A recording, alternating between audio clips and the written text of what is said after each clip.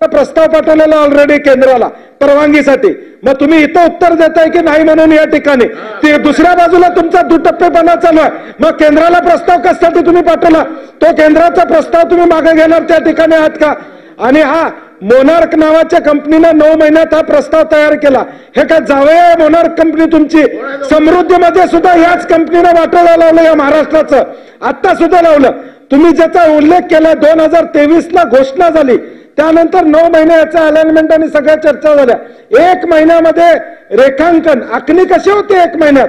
याचा अर्थ हे विशिष्ट त्या कॉन्ट्रॅक्टर दार्जिन हा रस्ता करण्याचं या ठिकाणी धोरण सभापती महोदय प्रामुख्याने या ठिकाणी गाडगीळ समितीने अहवाल दिलाय। नाही सभापती, गाडगीळ समितीने अहवाल दिलाय, पर्यावरणाचा नाश यामध्ये या ठिकाणी होणार आहे। हे सगळे मुद्दे असताना मंत्री महोदय स्पष्ट सांगत नाहीत रद्द करणार म्हणून, जाहीरपणे बोल।